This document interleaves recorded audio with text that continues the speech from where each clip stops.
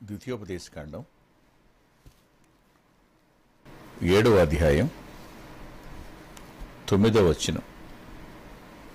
కాబట్టి నీ దేవుడైన యెహోవా తానే దేవుడనియు తన్ను ప్రేమించి తన ఆజ్ఞలు అనుసరించి నడుచుకున్న వారికి తన నిబంధనను స్థిరపరచువాడును 1000 తరముల వరకు కృపచూపువాడును నమ్మదగిన దేవుడనియు తన్ను ద్వేషించు వారిలో ప్రతి వానిని బహిరంగముగా నశింపచేయుటకు వానికి దండను విధించువాడనియు నువ్వు తెలుసుకోవలను.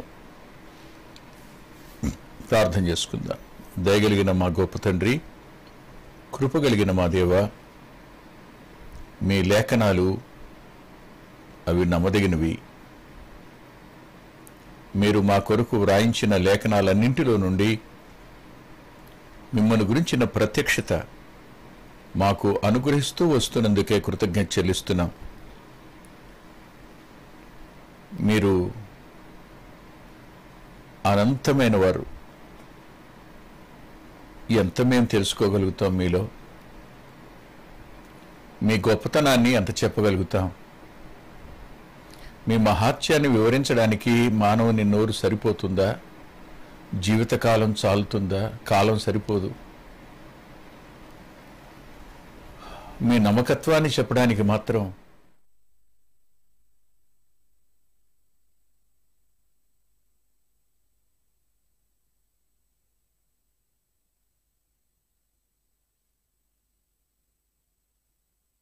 ఎలా సాధ్యమవుతుంది? మీ కృపగలిగిన హస్తాలకు థామస్ ఆచార్య గారి బాబు చేస్తున్న ఈ ప్రయత్నం ఈ 500 ఎపిసోడ్ దగ్గర నీ దాసుని మాట్లాడమని అభ్యర్థించిన కారణం చేత నేను మాట్లాడడానికి సాహసిస్తున్నాను. ఈ ప్రత్యేకమైన అంశాన్ని కొద్ది మేర క్లుప్తంగానైనా సామాన్యమైన దైవిక జ్ఞానమైన చెప్పగలగడానికి సాయం చేయమని, మిమ్మల్ని గురించి మాట్లాడడానికి నీ దాసునికి మీ ఆత్మ నింపుదలను అనుగ్రహించండి. మా సమయం యావత్తు దీవెనగా మార్చండి. ఈ కార్యక్రమాన్ని దయచేసి మీ విశ్వాస్యత చొప్పున కొనసాగింప చేయమని యేసుక్రీస్తు ప్రభు వారి పేరిట ప్రార్థిస్తున్నాం తండ్రి. ఆమేన్. ద్వితీయోపదేశకాండం 7వ అధ్యాయం 9వ వచనంలో నమ్మదగిన దేవుడు అన్న పదం. నమ్మదగిన దేవుడు. దేవుడు నమ్మదగినవాడు. మరో మాట మనం విలాప వాక్యాల్లో చూద్దాం. విలాప వాక్యాలు దయచేసి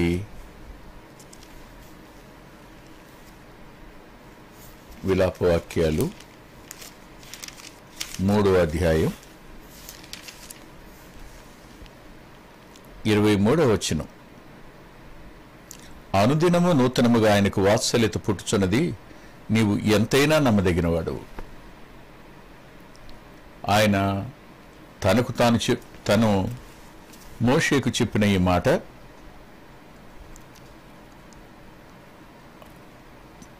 ఆయన నమ్మదగిన దేవుడు అని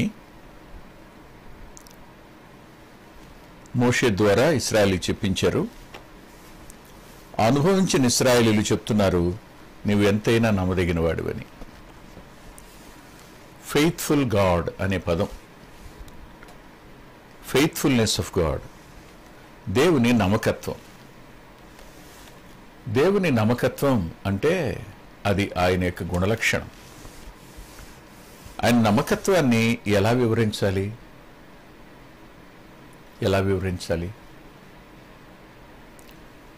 అనుదినం మనం ఆయన నమ్మకత్వాన్ని చూస్తూనే ఉంటాం. మనం బ్రతుకుతున్నది ఆయన నమ్మకత్వం మీద, మన ఉనికి ఆయన నమ్మకత్వం మీద. మిమ్మల్ని ఒక ప్రశ్న అడుగుతాను. ప్రాణవాయువుని పీల్చుకోకుండా మీరు ఉండలేరు. ప్రాణవాయువుని ఎలా వివరిస్తారు? సాధ్యం కాదు. కానీ ఆయన నమ్మకత్వాన్ని వివరించడానికి లేఖనాలలో నుండి కొన్ని విషయాలను మీ ముందుకు తేవాలని ఆలోచిస్తున్నాను. చాలా సంవత్సరాల క్రిందట ఒక ఇంగ్లీష్ పబ్లిషర్ ఫ్రెండ్షిప్ అనే దానికి డెఫినేషన్ రాయండి, దానికి బహుమానం ఉంటుంది అని చెప్పారు. ఒక నిర్వచనం రాయమని. దానికి చాలామంది డెఫినేషన్స్ రాసి పంపారు. అంటే పాతవి కాదు, సృజనాత్మకతతో క్రొత్తగా రాసి పంపినవి. అందులో పంపబడినవి మొదటిది ఏమనుందంటే, సంతోషాలను పెంచి దుఃఖాన్ని తుంచేవాడు స్నేహితుడు అని రాశాడు. మొట్టమొదటివాడు సంతోషాలను పెంచి దుఃఖాన్ని తుంచేవాడు స్నేహం అంటే, స్నేహితుడు అంటే అదే అన్నాడు. రెండో వ్యక్తి రాశాడు, మన మౌనాన్ని అర్థం చేసుకునేవాడు అన్నాడు. 2. మూడో వ్యక్తి అన్నాడు, గడియారంలాగా ఎల్లప్పుడూ సరైన విధంగా నడిపిస్తూ ఉండేవాడు అన్నాడు. ఇవి చాలా బాగున్నాయి. కానీ ఒక వ్యక్తి రాశాడు, అతనికి ఆ ఫస్ట్ ప్రైజ్ వచ్చింది. అతను రాసిన మాట ఏమిటంటే, లోకమంతా విడిచి వెళ్ళిపోయినప్పుడు వచ్చి నిలిచేవాడు అని. లోకమంతా విడిచి వెళ్ళిపోయినప్పుడు, నిన్ను విడిచి వెళ్ళిపోయినప్పుడు నీ వద్దకు వచ్చి నిలిచేవాడు అని. దానికి ఫస్ట్ ప్రైజ్ వచ్చింది. దేవుడు ఎంత నమ్మదగినవాడు ఆయన అంటే ఆశ్చర్యం. మీకు ఆదికాండం 28వ అధ్యాయం జ్ఞాపకం ఉండాలి. ఆ 28వ అధ్యాయంలో యాకోబు బేతేలు వద్ద ఉన్నాడు. బేతేలు వద్ద ఒంటరిగా ఉన్నాడు. ఎవరు లేరు, తోడెవరూ లేరు. అతనున్న పరిస్థితి ఎలాంటిదో 28వ అధ్యాయంలో మనం చూస్తే 11-12 వచనాలు. యాకోబు బెర్షెబా నుండి బయలుదేరి హారాను వైపు వెళ్ళుచు ఒకచోట చేరి ప్రొద్దు కృంకినందున అక్కడ ఆ రాత్రి నిలిచిపోయి ఆ చోటి రాళ్లలో ఒకటి తీసుకుని తనకు తలగడగా చేసుకుని అక్కడ పండుకొనెను అని రాస్తుంది. అది బెర్షెబా నుండి హారానుకు పోతున్న దారి. ఇంతవరకే రాసిన మాట. కానీ అతని పరిస్థితి ఎలా ఉందో ద్వితీయోపదేశకాండంలో మోషే గారు చెప్తారు తన నోటితో. దయచేసి ఒకసారి ద్వితీయోపదేశకాండం 32వ అధ్యాయం దగ్గరికి రండి. 10వ వచనం. అరణ్య ప్రదేశములోను భీకర ధ్వనిగల పాడైన ఎడారిలోనూ వాని కనుగొని ఆవరించి పరామర్శించి తను కనుపాపను వలె వాని కాపాడెను. ఈ 10వ వచనం యాకోబు ఉన్న చోటు, ఆ పరిసరాలు, ఆ రాత్రివేళ వినపడేటువంటి స్వరాలు, వాటన్నిటినీ వివరించడం. అది అరణ్య ప్రదేశం అట. భీకర ధ్వని కలిగిన పాడైన ఎడారెట్టది. అక్కడ రాత్రిని తలగడగా చేసుకుని ఒంటరిగా పండుకున్నాడు. ప్రాణభయం చేత పారిపోతున్నవాడు. అలాంటి వాణ్ణి కనుగొని రాస్తాడు ఆవరించి అని. ఆవరించి అనే మాట మీరు ఇలా ఊహించవచ్చు. మొత్తం పొగ ఆవరించింది అంటాం, మంచు ఆవరించింది అంటాం, మేఘం ఆవరించింది అంటాం. అతడు కనిపించకుండా, అతడు మరుగయ్యేట్టు ఏ మృగానికి గాని ఏ సర్పానికి గాని దేనికి అతడు కనిపించకుండా తాను అతనికి భద్రతై ఆవరించి కనుపాపవలే ఆవరించి పరామర్శించారట. 28వ అధ్యాయం ఆయన పరామర్శ. ఎలా పరామర్శించాడు ఆయన? నేను నీ తండ్రి దేవుణ్ణి అన్నాడు. ఆ రాత్రి యాకోబు, ఈ భూభాగాన్ని విడిచి వెళ్ళిపోతున్నాను, మా పితరుడైన అబ్రహామునకు వాగ్దానం చేసిన ఈ వాగ్దాన భూమి నుండి నేను వెళ్ళిపోవాల్సి వస్తుంది కదా. మా తాతగారికి వాగ్దానం చేశాడు, ఇంకా ఈ వాగ్దాన భూమికి నాకు ఏ సంబంధం ఉండదు. ఈ భూమిని విడిచి వెళ్ళిపోతున్నాను, తిరిగి వస్తానో లేనో అని అనుకుని ఉంటాడు. కానీ అబ్రహామునకు దేవుడు వాగ్దానం చేశాడు, నీ సంతానానికి భూభాగాన్ని ఇస్తానని. అందుకనే హెబ్రీ పత్రిక 10వ అధ్యాయం 23వ వచనం రాసుంటుంది, వాగ్దానము చేసినవాడు నమ్మదగినవాడు, వాగ్దానము చేసినవాడు నమ్మదగినవాడు. నేను ఈ భూభాగం లేకుండానో, నేను వెళ్ళిపోతున్నానో, బహుశా ఇదే ఆఖరి రాత్రి ఈ వాగ్దాన భూమిలో అనుకుని ఉంటాడు. దానికి ఆయన వచ్చి చెప్తూ, పరామర్శిస్తూ, నీవు పండుకున్న ఈ భూమిని నీ సంతానానికి ఇస్తానయ్యా, నీకు నీ సంతానానికి ఇస్తానయ్యా అన్నాడు. అబ్రహామునకు ఇస్తానని చెప్పినవాడు అబ్రహాముతో ఇస్తానని, నీకు కాదు నీ సంతానానికి ఇస్తానన్నాడు. ఆ సంతానం దగ్గరికి వచ్చి అంటున్నాడు, ఇప్పుడు నీకు ఇస్తానయ్యా, నీ సంతానానికి ఇస్తానయ్యా అన్నాడు. నీకును నీ సంతానానికి ఇస్తాను అని పరామర్శించి చెప్పిన చోట వాగ్దానాన్ని నెరవేర్చిన దేవుడుగా ఆయన కనిపిస్తాడు.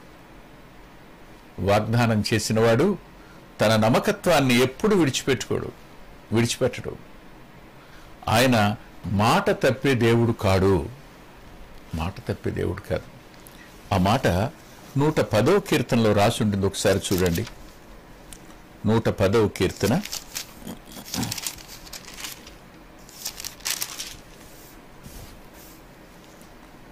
4వ వచనం,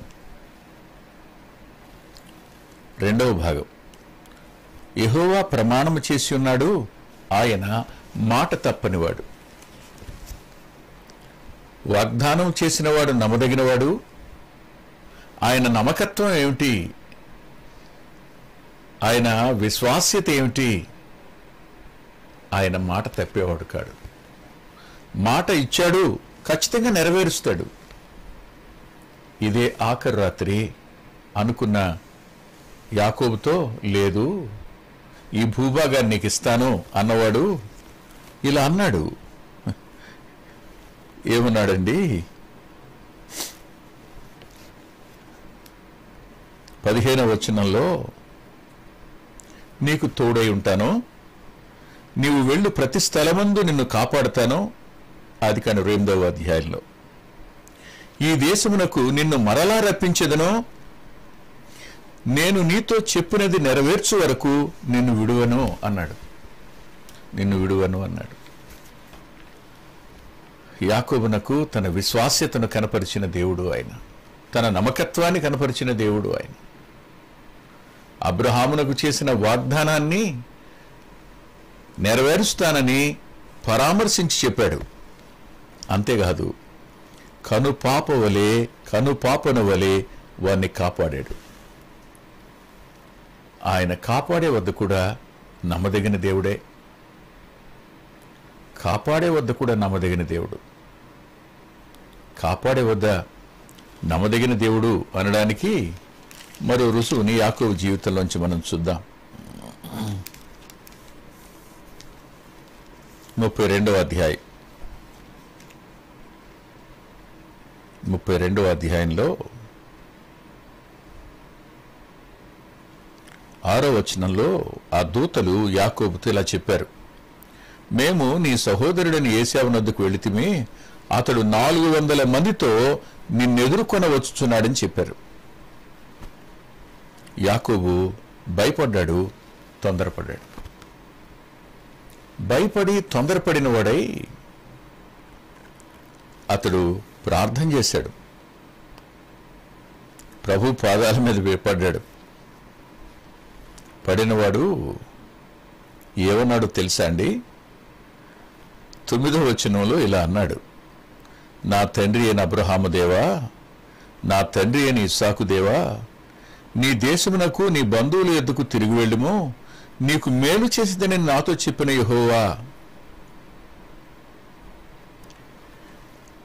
11వ వచనం, నా సహోదరుడైన ఏశావు చేతిలో నుండి దయచేసి నన్ను తప్పించుము, అతడు వచ్చి పిల్లలతో తల్లిని నన్ను చంపునేమో అని అతనికి భయపడుచున్నాను. నేను నీకు తోడై నిశ్చయముగా మేలు చేయొచ్చు, విస్తారముగట వలన లెక్కింపులేని సముద్రపు ఇసుక వలె నీ సంతానమును విస్తరింపచేయుదునని సెలవిచ్చితివే అన్నాడు.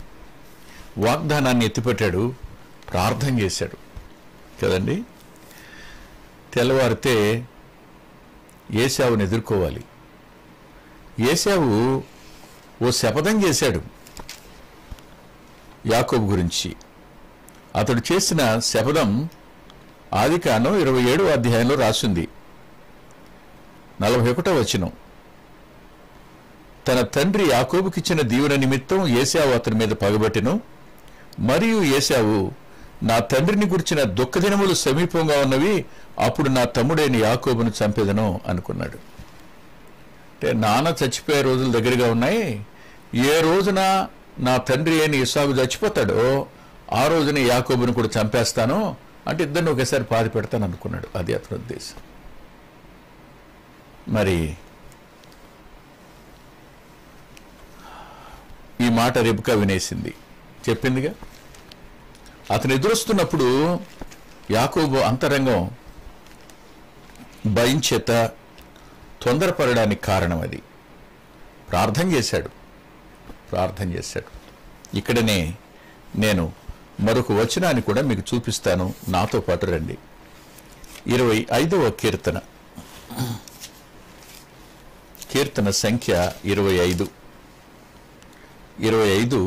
2వ వచనం మొదటి నుంచి కూడా చదువుతాను. 1, 2, 3 చదువుతాను, జాగ్రత్తగా వినండి. యెహోవా, నీ దిక్కునకు చూచి నా ఆత్మను ఎత్తుకొనుచున్నాను. నా దేవా, నీ యందు నమ్మిక ఉంచి ఉన్నాను, నన్ను సిగ్గుపడనీయకుము. నా శత్రువులు నన్ను గూర్చి ఉత్సహింపనీయకుము. నీ కొరకు కనిపెట్టుకున్న వారిలో ఎవడనూ సిగ్గునందుడు. ఈ మాట విన్నారుగా. నీ యందే నమ్మిక ఉంచాను,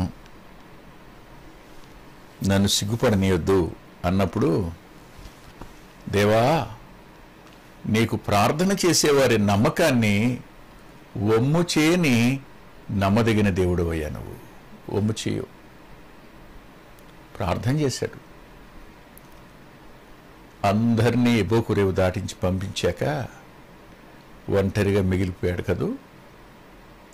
మిగిలిపోయినప్పుడు మొట్టమొదట స్నేహానికి ఒక నిర్వచనం చెప్పాను, చూసారా? బహుమానం పొందిందని.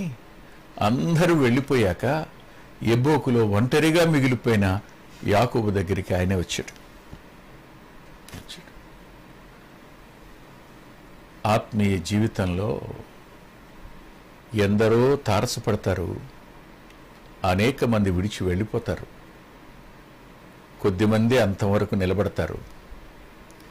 మనతో పాటు గాఢాంధకారపు లోయలో కూడా నిలబడగలిగిన ఒకే ఒక స్నేహితుడు, నమ్మదగినవాడు, మన ప్రియరక్షకుడు.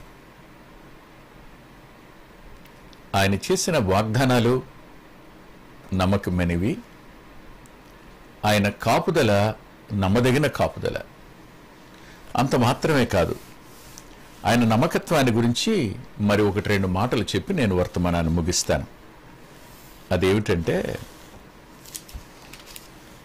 33వ అధ్యాయం కీర్తన, క్షమించండి, 33వ కీర్తన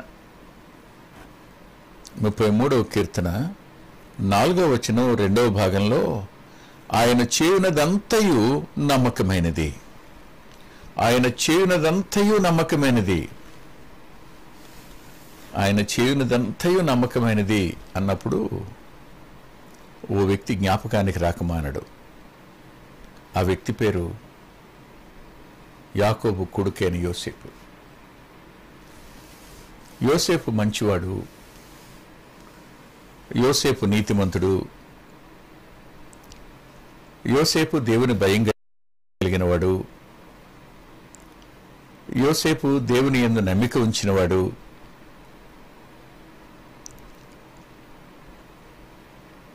చెడిపోయిన తన అన్నల మధ్య పవిత్రతను కాపాడుకుని బ్రతికినవాడు అతను. అలా బ్రతికిన వాడిని అన్నదమ్ములు పగబట్టారు, మరింత పగబట్టారు. చివరికి ఒకానొక దినాన్న అతని పై వస్త్రాన్ని లాగేసుకుని గోతులో తోసేశారు. యోసేపు గురించి చెప్పాలి అంటే దేవుడు అతనికి తోడుగా ఉండేనన్న ఒక మాట. లేఖనంలో ఒక్కొక్క విషయంలో ఒక్కొక్క డెఫినేషను మనం ఎప్పుడు మర్చిపోకూడదు. నిర్వచనం ఒకటి, ఒక స్టేట్మెంట్ ఒకటి కనపడుతుంది. తోడుగా ఉన్న దేవుడు ఎందుకు అనుమతించాడు అంటే ఆయన అనుమతించిన కార్యాలన్నీ, ఆయన సంకల్పించిన కార్యాలన్నీ నమ్మదగినవి. ఆయన చేసే పనులన్నీ నమ్మదగినవే. గోతులో తోసేశారు. తోసిన తరువాత అతడు కన్నీరు కార్చాడు, బ్రతిమాలాడు. కానీ ఎవరున్నారు? చూద్దాంరా వీడింటికి ఎలాగూ ఏలిక అవుతాడో చూద్దాం. అతన్ని దాసుడుగా అమ్మేశారు. దాసుడుగా అమ్మినప్పుడు వాళ్ళు అతను తీసుకొని పోయి ఐగుప్తులో పొతిఫర్కి అమ్మారు. పొతిఫర్ ఇంట నమ్మకంగా పనిచేశాడు. అతడు కాలు పెట్టిన చోటల్లా దేవుడు ఆశీర్వదించాడు. కానీ అక్కడ శోధన కలిగింది. శోధన కలిగిన దేవుని యందు నమ్మిక ఉంచినవాడు తన పవిత్రతను కాపాడుకున్నాడు. తాను దేవునికి నమ్మదగిన వాడిగానే ఉన్నాడు. దేవుడు కూడా యాకోబును పరిశీలిస్తున్నాడు, క్షమించండి, యోసేపును పరిశీలిస్తున్నాడు. యోసేపు యొక్క భవిష్యత్తు, అతడు తీసుకున్నటువంటి నిర్ణయం, తాను ఆ స్థానానికి వెళ్ళాలని పొందిన స్ఫూర్తి, వీటన్నింటి విషయంలో ప్రభువు అతడు తాను పనులన్నీ అతని పనికి నమస్కారం చేసినట్టు, సూర్యచంద్ర నక్షత్రాదులు అతనికి నమస్కారం చేసినట్టు, అతనికి వచ్చిన కళల్లో నుంచి అతను ఒక లక్ష్యాన్ని ఏర్పరచుకున్నాడు. అది బయటికి చెప్పాడు. కానీ 105వ కీర్తనలో ఒక మాట రాసింది, 19వ వచనంలో, అతడు చెప్పిన సంగతి నెరవేరు వరకు యెహోవా వాక్కు అతన్ని పరిశోధించుచుండెను అన్న మాట. దేవుడు నమ్మదగినవాడు, కానీ మనం కూడా నమ్మదగిన వారంగా ఉండాలని కోరుకుంటాడు.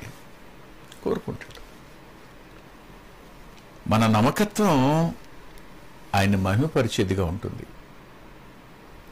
మన నమ్మకత్వం ఆయన మహిమకు కీర్తి తెచ్చేదిగా ఉంటుంది. మనం అంతవరకు నమ్మకంగా ఉంటే ఆయన అంతరంగాన్ని సంతోషింపజేసే వాళ్ళంగా ఉంటాం. మంచిది. అక్కడ అంత నమ్మకత్వాన్ని యోసేపు కనపరిస్తే పొతిఫర్ భార్య శోధించి లేని నేరం అతని మీద మోపి అతని చెరసాలకు పంపింది. చెరసాల్లో వేయబడ్డం ఏంటి? దేవుని కార్యాలు నమ్మదగినవి అంతే. ఆయన చేసే పనులన్నీ నమ్మకమైనవి. సరిగ్గా అక్కడ నుండి ఒకానొక దినాన్న అతడు రాజసింహాసనానికి వెళ్ళాడు. సింహాసనం ఎదుటికి వెళ్ళాడు. అక్కడ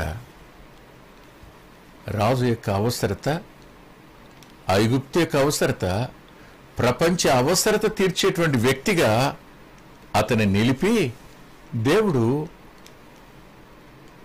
చూడండి ఒక మాట, 111వ కీర్తనలో ఒక మాట రాస్తుంది. 111వ కీర్తన 7వ వచనం.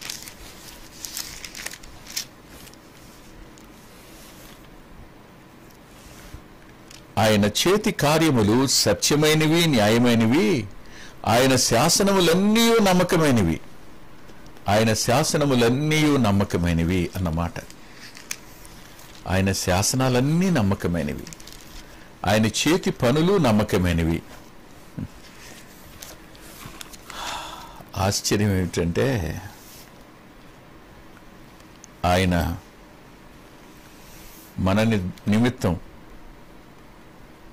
సంకల్పించిన సంకల్పాలన్నీ కూడా నమ్మదగినవే,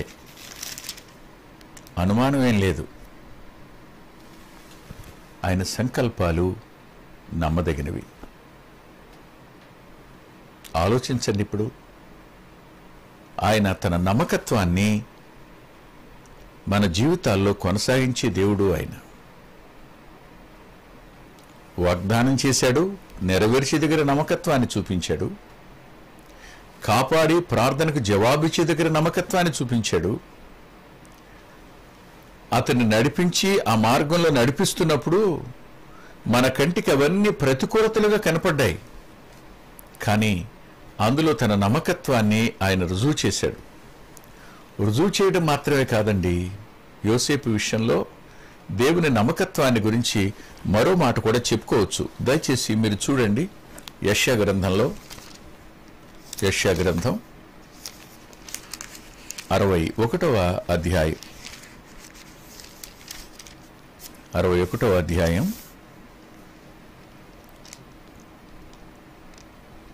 8వ వచనంలో రాస్తూ ఇలా అంటాడు. చివరి మాట, సత్యమును బట్టి వారి క్రియాఫలమును వారికిచ్చును.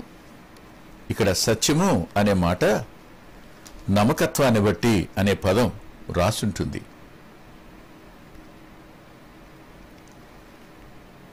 అంటే ప్రతిఫలం ఇచ్చే దగ్గర కూడా ఆయన నమ్మకత్వం కలిగిన వాడే. ఐగుప్తు నుంచి వెలుపలకు తెచ్చేటప్పుడు 400 సంవత్సరాల వారి శ్రమకు తగిన ప్రతిఫలాన్ని వారి చేతన ఇప్పించి పంపించాడు. ఆయన ఊరకనే శ్రమను అనుమతించడు. ఆయన ఆ శ్రమ వెనక కూడా దాగిన మేలుంది, దానికి తగిన ప్రతిఫలాన్ని కూడా ఇస్తాడు. తిరిగి మరో మాట చెప్పి నేను ఈ వర్తమానాన్ని ముగిస్తాను. 119వ కీర్తనలో ఒక చక్కటి మాట ఉంటుంది, నాకు చాలా ఇష్టం ఈ మాట. 119వ కీర్తన 75వ వచనం ఇలా అంటాడు, విశ్వాస్యత గలవాడివై నీవు నన్ను శ్రమపరిచితివని నేను ఎరుగుదును. అంటే మనల్ని అవమానానికి, శ్రమకు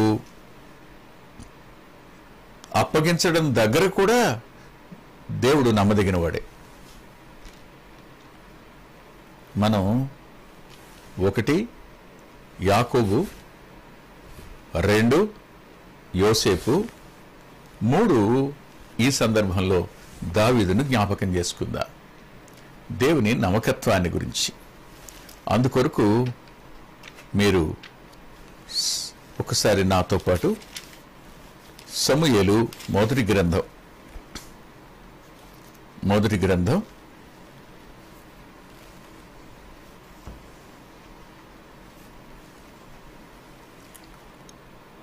29వ అధ్యాయం 8వ వచనం.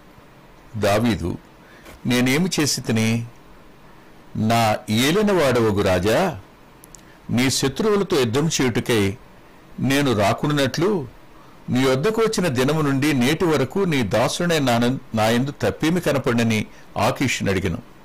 అందుకు ఆకీషు, దేవదూత వలె నువ్వు నా దృష్టి కనపడుచున్నావని నేను ఎరుగుదును గాని ఫిలిస్తీయుల సర్దారులు ఇతడు మనతో కూడా యుద్ధమునకు రాకూడదని చెప్పుచున్నారు.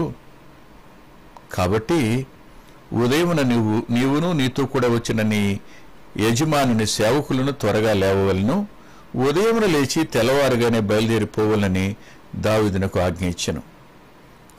కావున దావీదు అతని జనులను ఉదయమున త్వరగా లేచి ఫిలిస్తీన్ల దేశమునకు పోవాలని ప్రయాణమైరి. ఫిలిస్తీన్లు దండెత్తి ఇజ్రాయేలునకు పోయిరి. ఇది దావీదుకు అతని వెంట ఉన్న పరివారానికి తీరని అవమానం. యుద్ధ సన్నద్ధులై వెళ్ళిన వారు అకస్మాత్తుగా యుద్ధం నుంచి నిష్క్రమించవలసి రావడం, అవమానానికి, బాధకు, శ్రమకు వారు అప్పగించబడ్డారు. వారు తలలు తెంచుకుని బయలుదేరి వచ్చారు. తిరిగి వాళ్ళు సిక్లగుకు రాగానే చూస్తే వారి నివాసాలన్నీ కాలిపోయి ఉన్నాయి. వారి భార్యలు కనపడలా, పిల్లలు లేరు. వారందరినీ చెరపట్టుకుని వెళ్ళిపోయినట్టు అమాలేకీయులు తెలిసింది. ఇలా అనుకుందా, ఆయన విశ్వాస్యత గలవాడై ఈ అవమానానికి, తిరస్కారానికి అప్పగించకపోయి ఉంటే దావీదు వారిని తిరిగి సంపాదించుకునేవాడా? లేదు కదా. ప్రతి శ్రమ వెనక, ప్రతి కష్టం వెనక, ప్రతి బాధ వెనక, ప్రతి దుఃఖం వెనక మనం నమ్ముకున్న దేవుడు ఆయన ఎంతైనా నమ్మదగినవాడు. ఆయన నమ్మకత్వం ఎంత గొప్పది అంటే,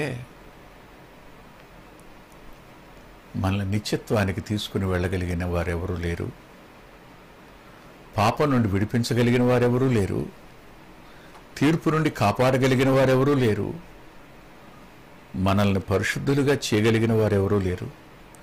మనల్ని నీతిమంతులుగా చేయదగిన వ్యక్తి ఎవడూ లేడు.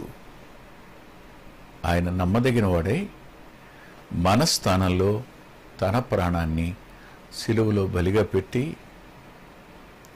మనందరి నిమిత్తం తన రక్తాన్ని ఆఖరి బొట్టు వరకు దారపోసి చనిపోయి సమాధి చేయబడి మూడవ దినాన తిరిగి లేచి ఆయన నేటికి పునరుద్ధానుడిగా, నమ్మదగినవాడుగా, తోడున్నవాడుగా, విడువనివాడుగా, వాగ్దానాలు నెరవేర్చేవాడుగా ఆయన ఉన్నాడు. ఆయన మాట తప్పనివాడు, ఎల్లప్పుడూ మనకు తోడుండేటువంటి గొప్ప దేవుడు ఆయన. అంతేకాదు, ఈ యాత్రను కొనసాగిస్తున్నప్పుడు ఎన్ని పరిస్థితులు ఏర్పడతాయో, ఎన్నిసార్లు తడబడే అవకాశాలు వస్తాయో, ఎన్ని మార్లు తొందరపెట్టబడి భయపడి అనకూడనివి అని చేయకూడనివి చేసి రక్షించబడిన తరువాతనే ఇలాంటి పరిస్థితుల్లో ఆయన రాకడ వస్తుంది కదా ఎలా అని విలవిల్లాడిపోయే పరిస్థితుల మధ్య కూడా ఆయన నమ్మకత్వాన్ని రుజువు చేసుకుంటాడని పౌలు గారు తెస్సలోనిక పత్రిక రాస్తూ ఇలా అన్నాడు. దయచేసి చూడండి, తెస్సలోనిక మొదటి పత్రిక 5వ అధ్యాయం 23-24 వచనాలు చదువుతాను. సమాధానకర్తయగు దేవుడే మిమ్మను సంపూర్ణముగా పరిశుద్ధపరచునుగాక. మీ ఆత్మయు జీవమును శరీరమును మన ప్రభువైన యేసుక్రీస్తు రాకడయందు నిందారహితముగాను సంపూర్ణముగాను ఉండునట్లు కాపాడబడునుగాక అని మిమ్మను పిలుచువాడు నమ్మకమైన వాడు గనుక అలాగూ చేయును. మిమ్మను పిలుచువాడు నమ్మకమైన వాడు గనుక అలాగూ చేయును అన్నవాడు అదే ఆయన